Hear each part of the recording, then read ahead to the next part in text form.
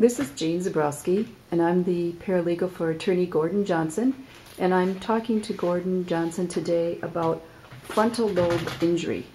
Hi, Jane. Hi, Attorney Johnson. Why do they talk about frontal lobe injury when we hear about brain injury?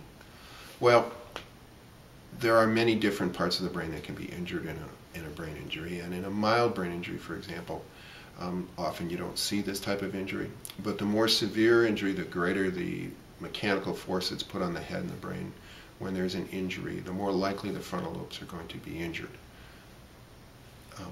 The frontal lobes, of course, are as you would expect, they're in the front of the brain, meaning they are one of the largest parts of the brain, and they are the part of the brain that's most likely to go crashing into the skull and the inside of the skull when there's an accident.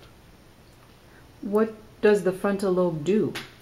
Well, the frontal lobes do just about everything that we do that isn't something primitive.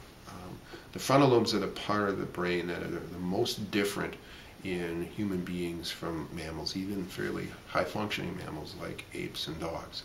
Our frontal lobes are considerably bigger, and they're the last part of our brain to develop in terms of as we grow older, and they were the last part of the human brain to develop as it evolved from other animals. So the more sophisticated the cognitive, emotional, intellectual function, the more likely the frontal lobes are going to be involved.